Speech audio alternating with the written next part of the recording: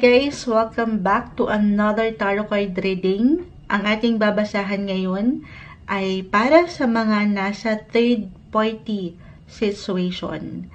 Maaring ikaw mismo ang third party dito or nasa isang relasyon ka kung saan na-discover mong may third person sa inyong koneksyon or ikaw mismo na nakikinig ngayon ang dahilan kung bakit may pumangatlo at nagkaroon ng third wheel. Tama ba? Tama pa ba ang sinasabi ni Moonchild bilang panimula? But anyway, anything in connected with third party energy. Maaring para sa'yo rin ang mensahe na ito. We'll see. Okay? This is for the collectives. Still, just only take what resonate po mula sa ilang mensahe na maaari nating makita sa mga baraha ngayon. Okay, tayo po ay live ngayon.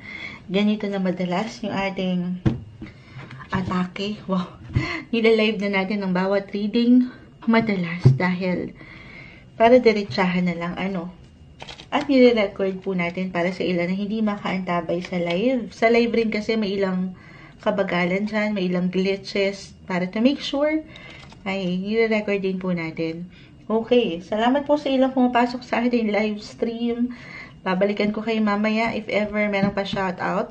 Okay, third party situation. Ano may iwan natin sa mga taong maaaring makapakinig nito? Maaaring kahit sa simpleng pakiramdam ito ng ilan sa inyo, we'll see kung anong maiwan ng baraha. Hindi kailangan ipilit, okay, yung bawat sitwasyon na aking mamimension. Just only take what resonate. Para sa mga taong maaaring makapakinig, dito muna tayo sa inyong cartomancy reading o yung tinatawag na playing cards. Ayan, ginagamitan natin ng playing cards. Hingi tayo ng ilang mensahe para sa inyo. I know sa live hindi napapakita yung pag-spread ng cards. No worries, i-upload din po natin to. Sige. Sa ating mensahe ngayon, third wheel, third party situation. Anong maiwan natin para sa kanila? Third party.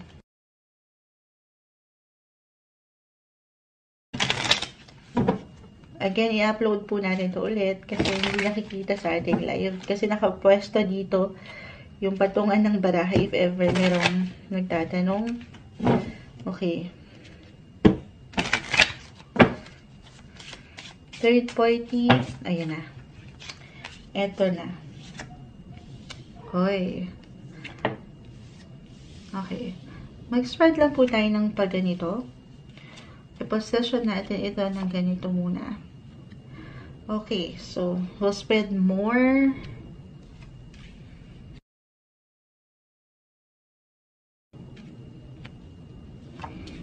Biglang talaga nag-apply.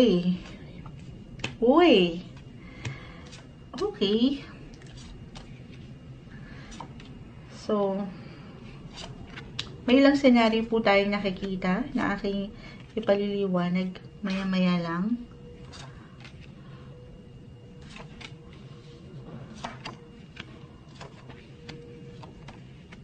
Okay. So, okay. So, may ilang person na umangat regardless of its gender. At the center of your cards, maaaring ito ay ikaw mismo o ang iyong kapareha. Ito yung unang senaryo na may iwan ko para sa inyo, para sa taong nakikinig ngayon. First scenario, parang ito yung nasa parang siya yung pumasok sa third party. I mean, merong pinapasok na third person sa relasyon. Kung dati, nakagawian yung kayo lang, biglang meron kang pinapasok sa inyong relasyon.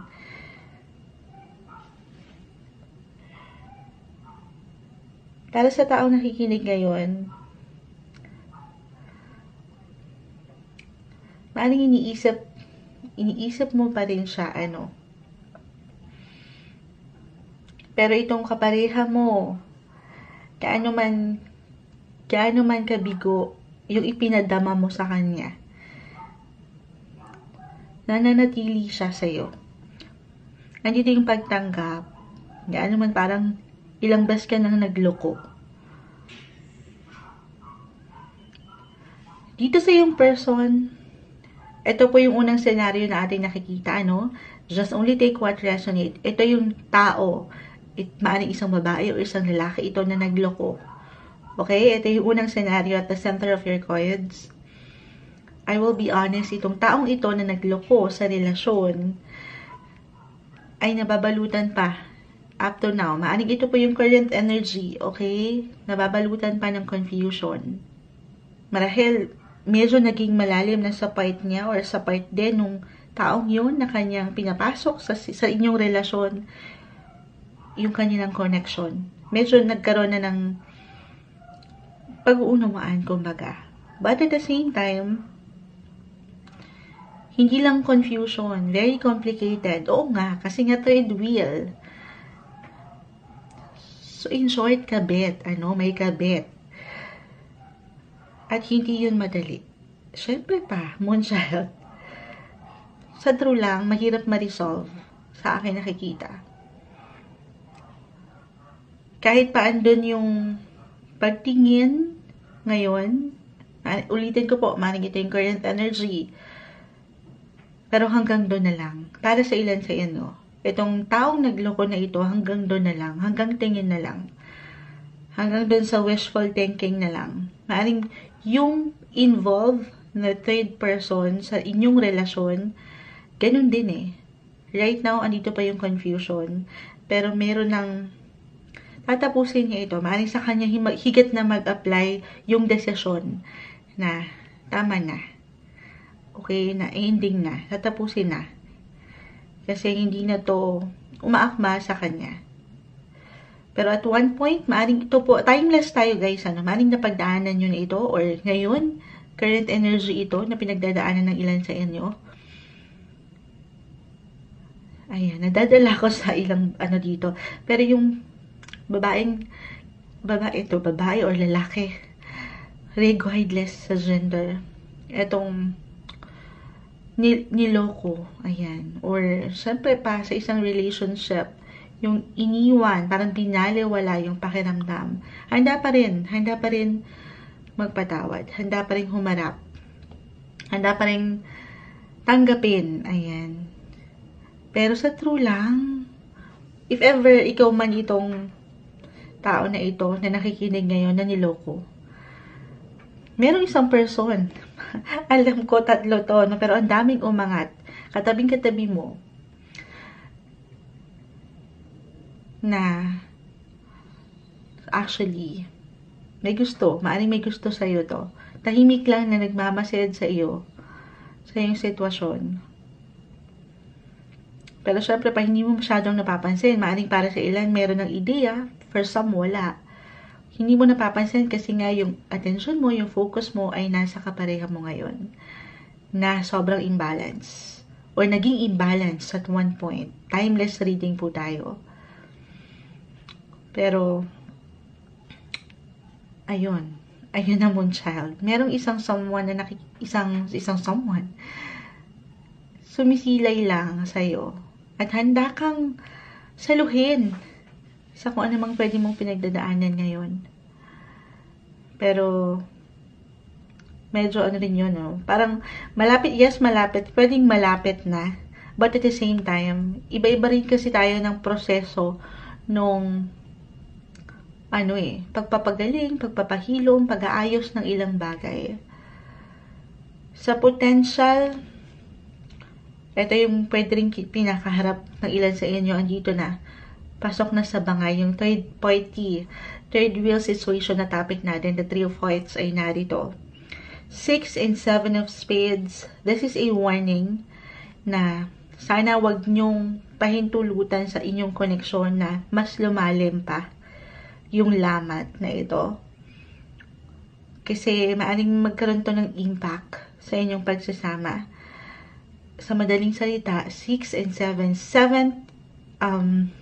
7th house in astrology kasi this represent relationship, partnership, marriage, anumang status nyo ngayon, hindi po kailangang laliman ng bawat mensaheng naiiwan ni Moonchild.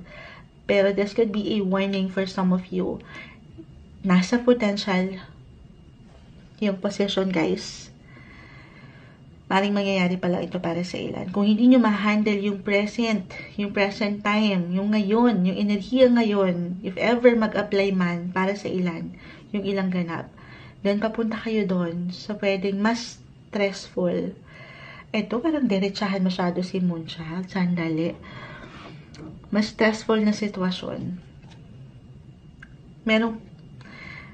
Ulitin, kung hindi nyo mapanghahawakan ngayon, kung hindi kayo mag-uusap, kung hindi nyo harapin ang isa't isa, hindi kayo pangunahan ng balance, hindi kayo magsasabay, then doon tayo papunta sa ilang stressors ng buhay pa sa inyong koneksyon.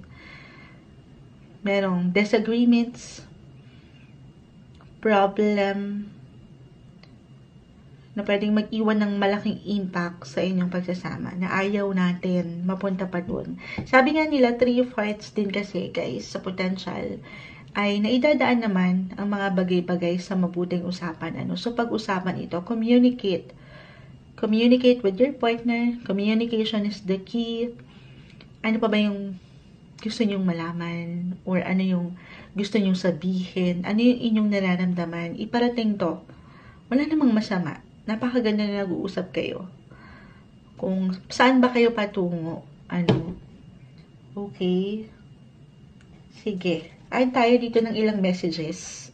Gamit ang tarot. Okay. So, mag-add po tayo ng ilang messages pa rito. Clarify natin yung ilang sitwasyon na umangat para sa mga nasa third party, third wheel situation. Merong ilang kinakaharap sa ganitong relasyon. Anong maiwan natin para sa kanila? Message. Okay, so medyo alam ko, naging diretso po ang Moonchild. Diretsahan, hindi natin tinamisan kung ano man yung umangat. But still, ayan, sumasang-ayon po ang ilang ingay. Still, just only take what resonate po, guys. Tumalon talaga siya. The 5 of Cups. Merong disappointments, disagreements, nakaka-mention ka lang. May lungkot, may regret, halo-halong emosyon na hindi okay. The justice card is in reverse. Sobrang imbalance. Merong unbalance sa inyong sitwasyon. Hindi kayo nagkakasabay. Hindi nyo natatanggap yung tamang justice na alam nyo yung deserve nyo sa sitwasyon na ito. Justice card, that is all about relationship, partnership, or sana ito yung sinasabi ko kanina sa potential. Kung maging malalim itong kinakaharap nyo ngayon, ayaw, lalo pa sa mga kasal na ayaw natin itong mapunta sa mas malala pang problema. Kaya hindi na lang maliit na conflict, kundi mapunta pa ito sa mas mahirap i-handle, gaya ng ilang legal issues. Okay? Sabi ko nga, it could be a warning na for some of you, especially kung mag-apply yung hanggang ngayon ay parang nababalutan kayo ng tension sa isa't isa. The 5 of Cups. Sobrang disappointing ng pagkakataong ito. Or kung kayo mismo na nakikinig ngayon ang nagloko, or kayo yung third person, halos kayong tatlo na involved dito, maring mag-apply sa inyo lahat ito na sobrang disappointing. Disappointed kayo sa pinasok nyo or sa nararamdaman nyo ngayon. Kasi alam nyo na to from the start na hindi tama. Justice, reverse, hindi akma, hindi wasto. Okay, sobrang umayon yun. At tayo ng ilang messages. Add pa tayo ng ilang messages para sa mga taong ito na nasa third wheel situation. Anong may iwan natin para sa kanila? Message. Merong nahihirapan, ayan. Parang merong ding pagsisisi, in a way. Siyempre pa, kasi nga, 5 of Cups, yung emosyon na, sana hindi na lang, or hindi ko na lang pinasok ang ganitong relasyon. Kasi, doble, triple, yung, balik. I mean, hindi na siya naging madali sa pakiramdam ko. Nahirapan pa ako. Parang ganon. Yes, nasarapan ka at one point. Ano daw, Monshad? Pero ito ay pang short term lang. The Seven of Pentacles reverse. Short term. Kung ngayon nag-i-enjoy kayo, short term. Ito, unahin natin yung pakiramdam nung yung dalawang involved na nagloko. Ayan, diretso. Nagagalit ang Monshad. Nagagalit, hindi. Kumbaga yung nagloko. Sa akin nakikita dito, walang forever. Oo, hindi sa bitter tayo. Seven of Pentacles kasi, short term. At may iwanan lang kayo ng pagsisisi at the end of the day. Doon naangat yung ilang lessons, yung ilang learnings, yung ilang realizations na ay hindi ko pala to deserve, hindi ako dapat dito. Or kung mag-apply man itong Seven of Pentacles sa Justice Card sa taong niloko, huwag kang mag-alala. Kasi short term lang yan. Temporary. Kahit yung nararamdaman mo ngayon, temporary lang yan. Makakausad ka. Malalagpasan mo to. Okay? Walang forever. Walang forever. Napaka-bitter niyo mo siya. Hindi. Malalagpasan ang sitwasyon na ito. Pero sana sa mas balance na. Okay? I mean, walang imposible na maiwas tupang mga bagay-bagay kung tutulungan ng bawat isa. Pero kung andito ang medyo lalo pa kung bago lang ito for some of you. Kung andito pa yung love. Yes, guys. Minsan akala natin love eh.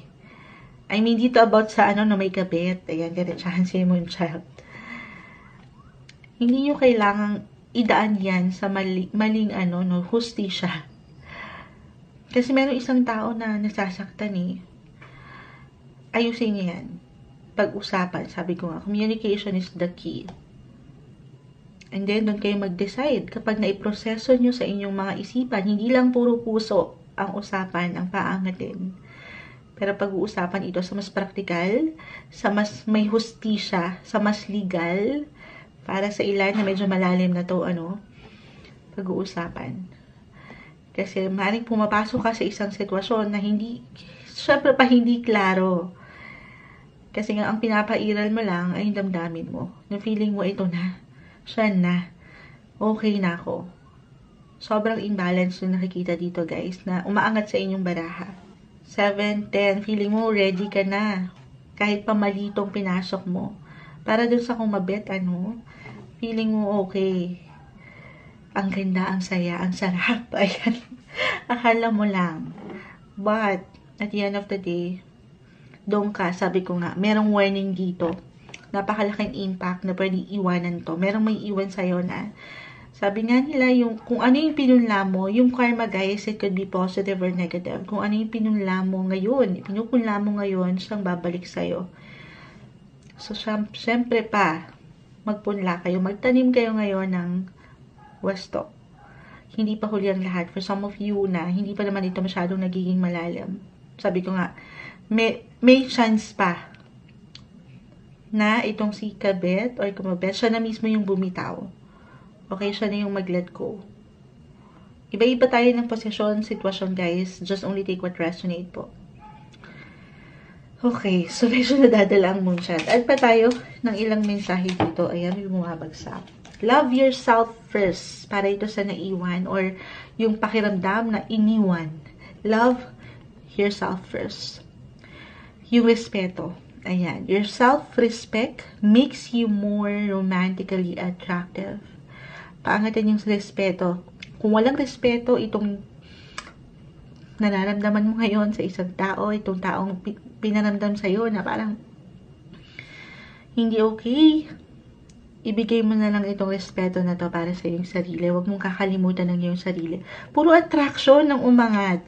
Love yourself first, magpaganda, magpaspa, magpahinga, mag-relax sa paraan na alam mong mas deserve mo. Yung mas magaganda, mas masasayang bagay. Kasi sa totoo lang, sabi ko nga hindi lang isa, may ilan umangat dito na hindi po imposibleng na-attract sa'yo. Attraction, parang ito'y para sa taong iniwanan ng pakiramdam na hindi masyadong okay. Para sa'yo to, umaangat yung attraction.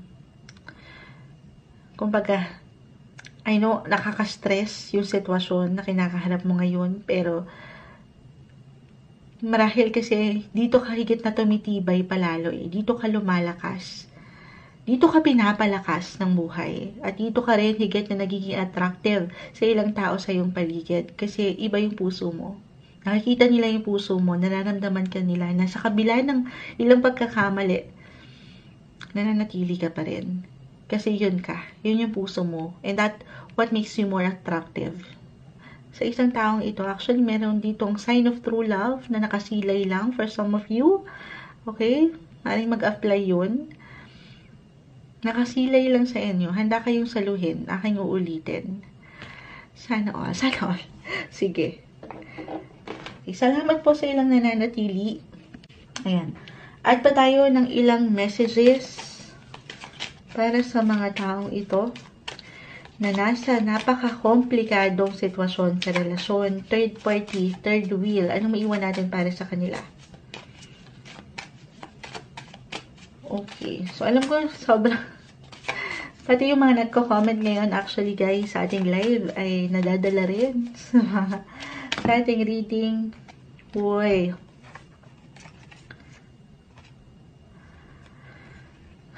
Okay.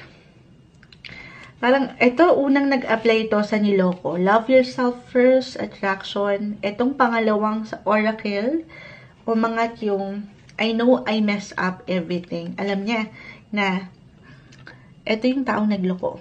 Alam niya na, nasira niya lang ang lahat. Nagulo niya lang ang lahat. Hindi lang isang tao, pero dalawang kanyang nasaktan. We both know I am not the one for you. So, para to sa kumabit at kinabit. Tama ba? Oo. Alam naman nila.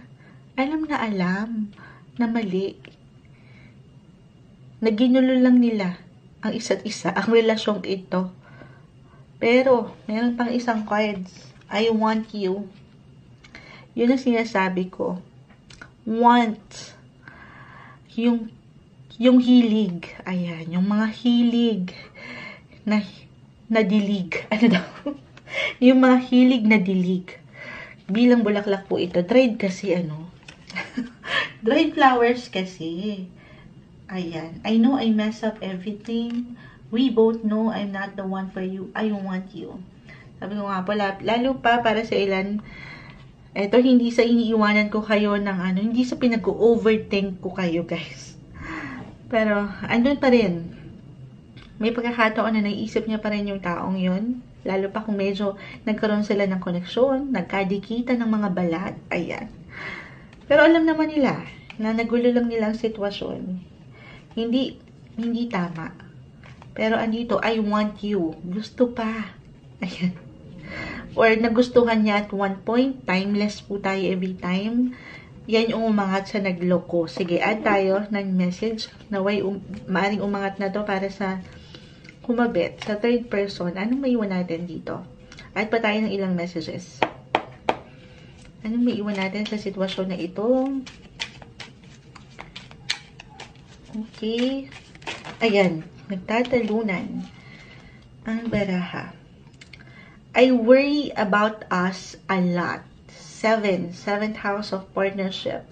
My life started when I met you. Love is the answer. So, ano yan, Moonchild? Sa totoo lang, kasi magkatinginan pa sila eh. Maaring ito po yung current energy for some of you, or maaring naramdaman na ito ng ilan sa inyo, pero right now, ito po yung iniiwan ng baraha dito. Maaring mag-apply ito sa kumabit, or sa kinabit. Okay, pero, andito po yung feeling kilig factor. Parang dumadaan ito sa dating stage ngayon, na ang saya lang, nag-e-enjoy lang, nagkakapaan, ganon. Pero, kaakibat nun, nung kilig na yun, ay yung pag-aalala. Dahil nga, hindi tama yung pinasok nila. Pero para sa kanila, syempre pa, ito'y love, pag-ibig na. Kahit pa, merong nasasaktan, ayan, na hindi talaga tama. Okay. So, para dun to sa kinabit, mas maring babae yun. First, madalas naman ganun, ano, mas dama yung emosyon. Love yung umangat eh. Yung word na love. My life started when I met you. Talaga ba? Okay. Medyo, ano si Moonshot dito eh, ano. Sige, kuha tayo ng ilang final advice para dito. So, at the end of the day, guys, anumang sitwasyon ang kinakaharap, nasaan man kayong posisyon sa ating pinag-uusapan ngayon, kayo man yung niloko, or kayo yung nagloko, or kayo itong isinabit dito sa nananahimik na connection. Minsan, iba-iba kasi tayo ng posisyon. Maaring para sa ilan, wala naman kayong ideya na ito pala ay may karelasyon. Pero kung once na nalaman nyo na yun, sana pinutol nyo na doon pa lang. Ano, kung ikaw man yun. Kasi ito, andito yung love eh. Parang na-attach yung tao. Sobrang na-attach siya na kahit mali ay nahihirapan din siyang i-let go. Na-attach na siya. At ito naman, tuloy-tuloy lang. Ano, itong nagloko. Sige, add tayo. Final advice, ayan. Ang daming bumagsak. Siyempre pa, hindi natin ito pipigilan. Kumpol. Agad-agad. Iniwanan tayo ng salitang harmony. May pag-ayos. Harmony. O maybe, ito yung pinakakailangan nyo ngayon. Yung pagkakaisa, yung pagkakalma. Kahit sa inyong mga sarili-sariling paraan muna ito. Hindi man ito total closure, lalo pa kung something talagang conflict ito, tension, unti-unti. Kahit sa inyo na lang munang pakiramdam, ibigay nyo to sa inyong sarili. Baka dyan, sa paraan na yan, ay makapag-isip kayo ng mas maayos. Peace! Nagugulat si Moonchild. Harmony, peace. Guys, ito yung kailangan nyo ngayon. Yung peace of mind mula sa ilang ganap na ito sa inyong buhay. Transformation, may ilang pagbabago pa. Patungo pa sa ilang transition sa relasyon. It could be positive or negative. Ano man sabi ko nga, yung ipupunlan nyo ngayon pa lang. Yan yung kaakibat niyan, yung patuloy nyong transformasyon sa inyong relasyon eh. So, ano yung pipiliin mo? Siyempre, dun sa mas wasto, para yung changes na ito, na babaunin mo or bibit-bitin mo, unti-unti, yung prosesong pagdadaanan mo, sa hinaharap ay mas good luck, mas masaya, mas peace, mas at peace na kayo. Discovery. Meron at meron pang magdidiscover sa relasyon, sa koneksyong ito. Pero sa huli, ito, mas umangat yung discovery, yung mindset nyo, yung wisdom. Sa huli, ito na. Lahat kayo ay merong matututunan. Merong knowledge, merong aral na mababaon sa koneksyong ito. Meron, syempre pa, lahat ng pinagdadaanan natin, positive, negative, merong aral na ibabato sa'yo, iiwan sa'yo ang buhay.